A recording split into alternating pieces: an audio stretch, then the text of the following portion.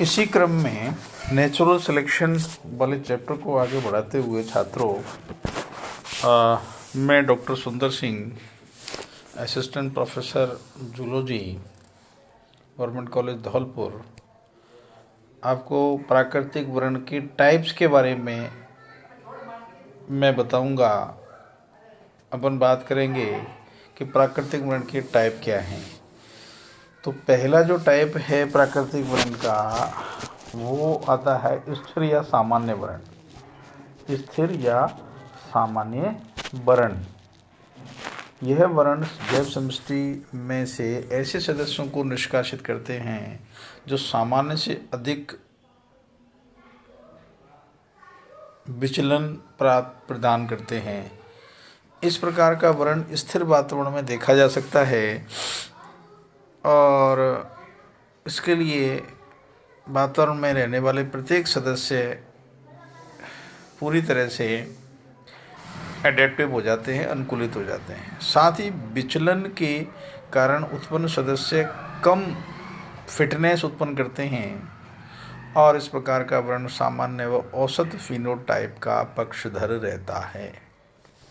यानी ये सामान्य प्रक्रिया है कि सामान्य से अधिक अगर विचलन होगा तो ये अधिक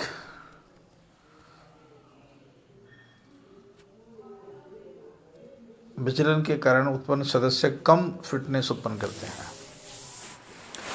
अत्यधिक विचलन प्रदर्शित करने वाले फिनोटाइप का निष्कासन करता है। अत्यधिक विचलन प्रदर्शित करने वाले फिनोटाइप का निष्कासन करता है। फिनोटाइप माने जो लक्षण बाहर से दिखाई देते हैं उनका निष्कासन करता है। एग्जाम्पल, न्यूयॉर्क में आए बर्फीले तूफान के कारण अनेक घरेलू चिड़ियाँ मर गईं। पहला उदाहरण आपने देखा कि न्यूयॉर्क में, ये दिखाई दे रहा है आपको, न्यूयॉर्क में आए बर्फीले तूफान के कारण अनेक घरेलू चिड़ियाँ की डेथ हो गई और मृत चिड़ियाओं का जब स्टडी की तो उनके पंख या तो लंबे पंख या अत्यधिक छोटे थे। इस प्रकार अत्यधिक विचलन करने वाले जीवों का निष्कासन हो गया। यानी उनके जो पंख थे या तो बहुत छोटे थे या बहुत लंबे थे, तो दोनों प्रकार में विचलन ज़्यादा हो गया, डेविएशन ज़्यादा हो गया, विचलन ज़्यादा हो गया, तो वो भी जीवित नहीं रह सकते। दूसरा उदाहरण, मनुष्य में जन्म के समय शिशु का औसत भार 7.3 पाउंड होता है और इससे अधिक भार शिशु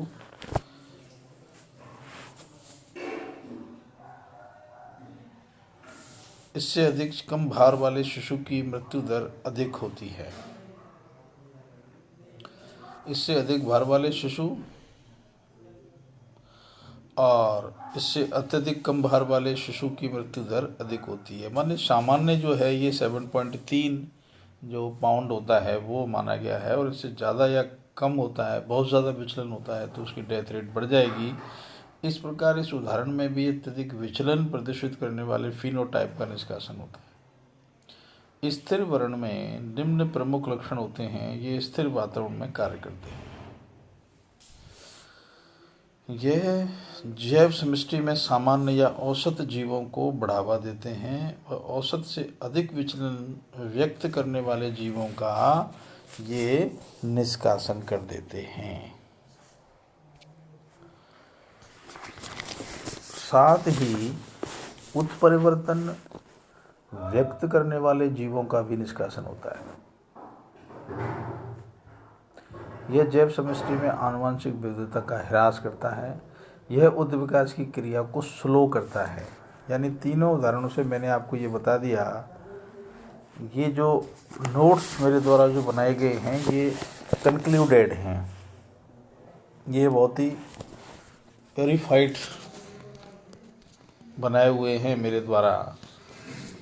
और इनमें क्या मैं बता रहा था आपको कि उत्परिवर्तन व्यक्त करने वाले जीवों का भी इसमें क्या हो जाता है, निष्कासन हो जाता है। यह जैव समष्टि में आनुवंशिक जो विविधता है उसका भी ह्रास होता है और उद्ध विकास की क्रिया को ये स्लो कर देता है। कौन सा? स्थिर या सामान्य वर्ण। दूसरा जो पॉइंट हम डिस्कस करेंगे बात करेंगे दिशात्मक वर्ण या अग्रगामी वर्ण और इंग्लिश में प्रोग्रेसिव सिलेक्शन की बात करेंगे तो इस वर्ण में निम्न लक्षण पाए जाते हैं। एक निश्चित दिशा में वातावरण में होने वाले परिवर्तन यह वर्ण कार्य करता है। निश्चित दिशा में, पर्टिकुलर डायरेक्शन में, डायरेक्शन का मतलब उत्तर दक्षिण नहीं होता, एक पर्टिकुलर दिशा का मतलब एक ही लक्षण पे काम करेंगे, एक एरिया में काम करेंगे, एक ही चेंज वाली स्थिति में ये काम करेंगे। ये ऐसे विचलन या उत्परिवर्तनों को प्रोत्साहित करता है जो वातावरण में जंतु की जो अनुकूलता है या फिटनेस को बढ़ाते हैं। यह सामान्य और फिनोटाइप का निष्कासन करता है। इसके कारण जैव समष्टि में आनुवंशिक विविधता बढ़ती है और यह उद्ध विकास को प्रेरित करता है। आनुवंशिक विविधता बढ़ती है और उद्ध विकास को ये क्या करता है, प्रेरित करता है। दिशात्मक वर्णन द्वारा जैव समष्टि में नियमित या एक दिशा में सतत परिवर्तन होते हैं और वातावरण में भी एक ही दिशा में चेंज होता है। वातावरण के अनुसार अनुकूलित होने वाले जीवों का वर्ण होता है और इसमें माध्य एक दिशा में विचलन करता है। तो ये जो चेंज होता है इसमें एक दिशा में विचलन करता है। एलीन के नियमानुसार एक दिशा में विचलन समझाया जा सकता है। यदि एक क्षेत्र का वातावरण ठंडा होता है तो इस क्षेत्र की जैव समष्टि ऐसे जीवों का वर्णन करती है जिसमें कर्णपल्लव और अन्य बाह्य वृद्धि छोटी हो। समय समय के साथ साथ जैव समष्टि में इनकी संख्या बढ़ती जाती है और अन्य बाह्य वृद्धि युक्त जीवों की संख्या घटती जाती है। तो एक डायरेक्शन में बात हो गई। जब एक डायरेक्शन की बात कर रहा है तो इसमें बात बिल्कुल क्लियर हो गई कि जैव समष्टि में से जीवों का वर्ण होता है जिसमें कर्णपल्लव और अन्य बाह्य वृद्धि छोटी होती है और जिसमें बड़ी वाली वृद्धि होती है वो उनकी संख्या घटती जाती है। औद्योगिक वर्णकता की बात करेंगे अपन। मनुष्य के द्वारा वातावरण में प्रदूषण का प्रभाव भी फिनोटाइप के उद्ध विकास पर पड़ता है। HBD कैटलवेल ने औद्योगिक वर्णकता का प्रस्तुत वर्णन मैनचेस्टर में किया और इसमें फैक्ट्री, वाहन और पेट्रोलियम उत्पाद के कारण सभी पेड़ पौधों पर काला रंग जम गया। तो क्रस्टन